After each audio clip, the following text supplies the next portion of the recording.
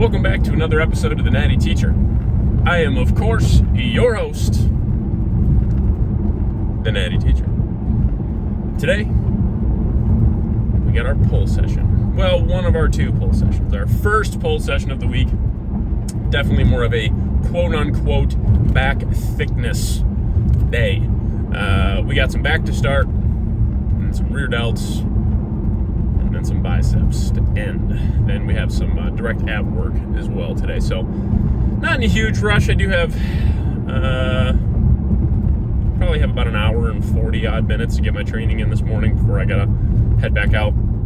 So not a giant rush, but do have to keep moving a little bit. So we'll probably spend about an hour and 15 minutes on the actual hour and 20 minutes on the actual pull session, and then the remaining 15-20 minutes on direct abdominal work. That's the plan, at least, as long as everything goes to plan, which usually it's pretty close, so should be good. A lot of rowing movements today, some barbell rows. Well, okay, hold on, back that up. I was going to say bent over rows, but Smith machine bent over rows. I have found that I really connect with the Smith machine well. Really trying to focus on not, how do you want to describe it? I obviously want to improve and progress in loading the exercise, but more importantly, I really finally feel like I've gotten close to like perfecting my row, like an actual true bent over row, and like connecting with the back within that bent over row. So I'm more concerned with like the form rather than just trying to pull a bunch of weight. And even lately, as I've been watching some of my training footage back, I've noticed that yes, I've been progressing in the logbook, sure, but have I actually been connecting with the exercise at hand? And if I'm being completely honest, I would have to say for the most part, not really. Like, yes, I've definitely done some good bent over rowing, but is it exactly what I want out of the exercise? And am I just pulling with the arms and driving them, and driving them through the back, or am I still kind of like using a little bit too much momentum? And I would say it's the latter. I would say that I'm still using just a tad bit, not a ton, but a tad bit too much momentum, a tad bit too much body English on my bent over rows. So today, not going to be the case. We'll start with some sort of opening exercise today too. I noticed when I started with my bent over row last time that I just felt stiff. I just felt stiff. I just felt like my back was not ready to rock and roll. So today, to mitigate that, we will have some sort of pull-through movement, maybe a one-arm movement. We'll see. Just like probably build up to one top set, one working set, or maybe even make it like a drop set just to get a little bit more out of it. We'll see. But nothing super crazy. Probably a high repetition, exercise, maybe like a lat prayer or something like that, just to get the back firing and connect with the back a little bit better. Because again, just starting with a row, I have found that more times than not,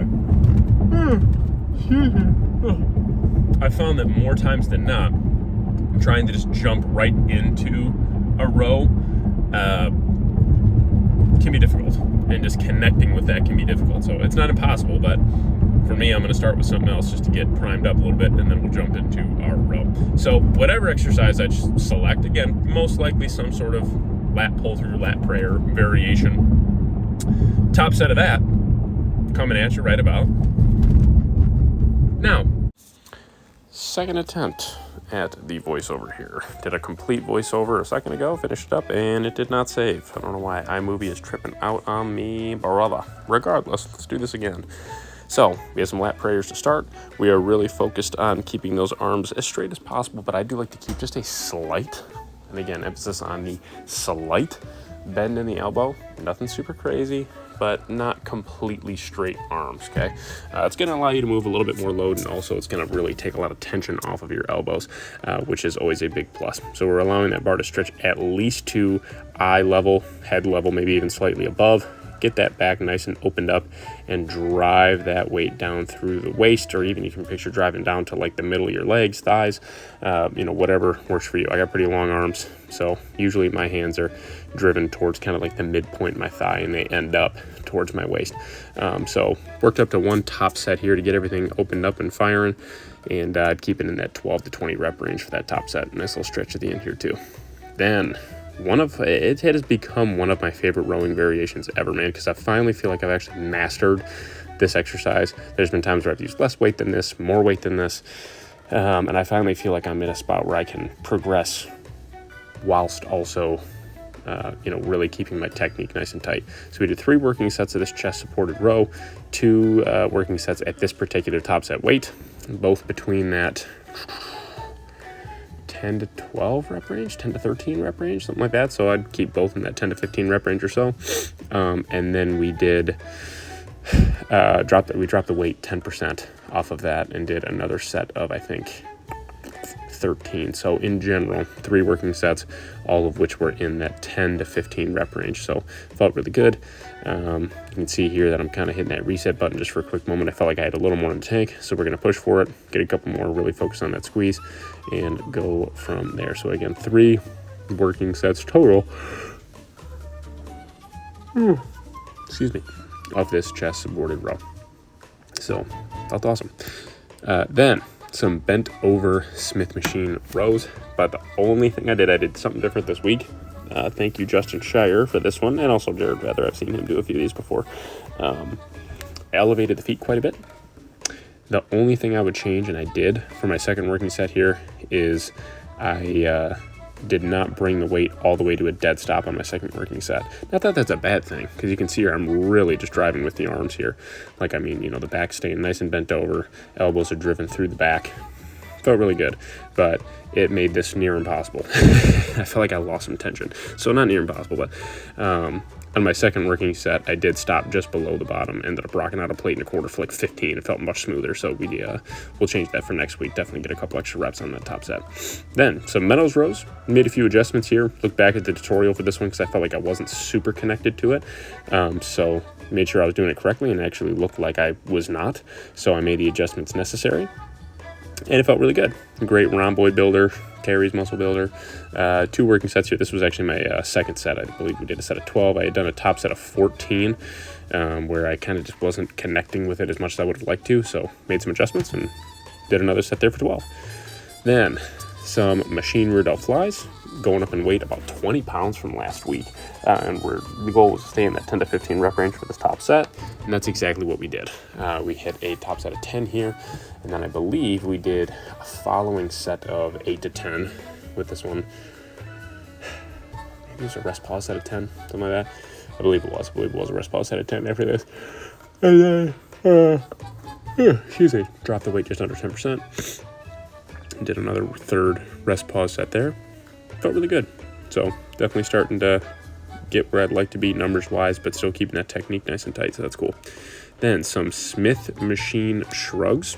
Okay, you'll notice here, if you've been following my pull sessions from the last couple weeks, I've been working with 3 plates. Okay, so what are you doing here? It's only 2 plates. Yes, that is correct. But there is a reason. So I noticed the last couple of weeks that I just was struggling to connect with this exercise how I wanted to connect with it. Like, I was getting a pretty good form. The control was pretty decent, to be honest. And I definitely could have worked with 3 plates and done exactly what I had done the past couple of weeks. But again, I did not really connect with it how I wanted to connect with it. So in turn, we did. We made sure that we did connect with it. So I dropped onto 2 plates and really held the weight at the top, squeezed the crap out of the traps, even though that's definitely not a requirement to successfully perform this exercise. And it felt awesome. So we did 2 sets here, both for 13 reps with 2 plates. So probably will stay with this weight until we hit it for at least 15, and then slowly start to chip away at adding weight and progressively overloading that bad boy while keeping technique nice and tight. Then 1-arm dumbbell preacher curls. This is actually my second set. We had already done a top set with the 40-pound dumbbell. Did that for a set of 8, so that felt pretty good. Definitely nice and clean, but challenging for sure. And so this is our first set with a 35-pound dumbbell, which is as light as we went. And we did a set of 11. and then we did a third set total for this exercise for 10 reps on this. So it felt really good. Definitely adding some reps there in those back off sets. So that was nice. Felt strong. This felt very comfortable, so that was cool. And yeah, I was very happy with it. So no complaints with that. Got a nice stretch in the bicep.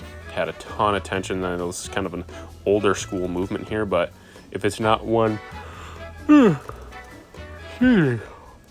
you are utilizing, I would definitely give it a whirl for sure. So again, 3 working sets here.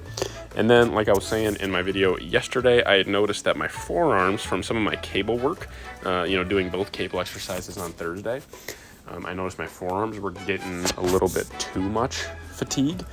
So with that, we need to fix it. So we moved one of those cable exercises to today. So really both of my curling variations have the hands supinated, so the palm facing towards the ceiling. Felt really good.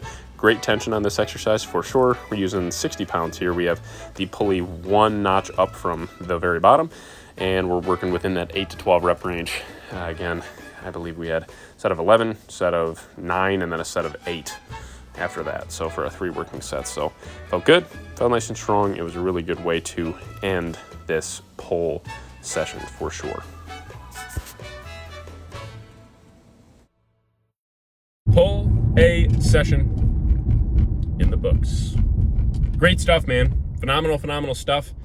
Played around with a few different exercises from time to time. You got to do that when you feel like you're either not connecting with an exercise or maybe it needs to be replaced because you don't feel it or whatever. I am of the mindset, before you completely just throw away an exercise, especially I would say more general effective exercises, maybe kind of play with them a little bit, tweak them, maybe slow it down a little bit, maybe change the range of motion, maybe elevate the feet, or whatever it may be. Play around with it a little bit before you just completely throw it away. For me, I noticed for like my dead stop rows, it felt good.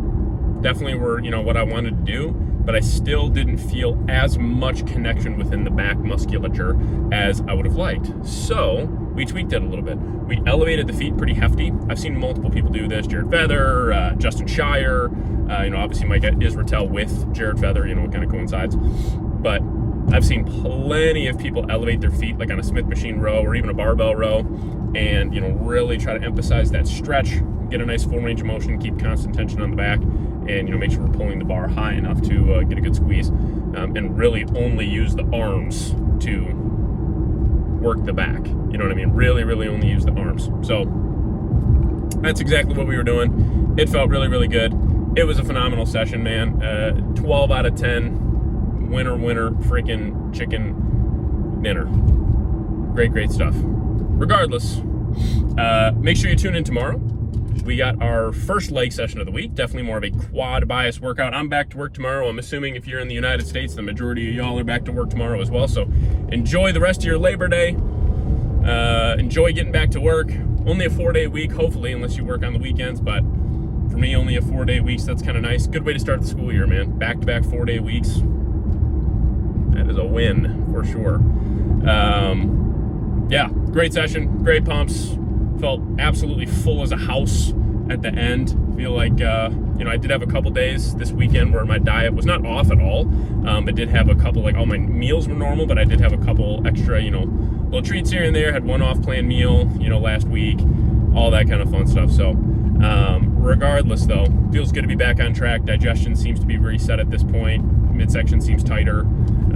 Everything seems back on track. That's all you got to do. If you go off track a little bit, just get back on track. It's that simple, man. That's all you got to do. So, regardless though, yeah, man, great stuff, fun stuff. Tune in tomorrow for that first leg workout. We'll blast quads together for sure. Make sure you like and share this video. Let your friends know the Natty Teacher is back in session, back in school. If you have not already, hit that subscribe button. Hey, I really appreciate it. It really does mean a lot to me. And of course, it does help the channel progress forward. And we'll go from there. But for today, and hopefully it's as nice wherever you are as it is here. It's gorgeous here. First and foremost, God bless. Second of all, not quite as important, but second of all, I am the Natty Teacher. And this episode, our continued series, we got a long way to go, but I can't wait. It's a fun ride, man. This episode of Road to Natty Pro is out.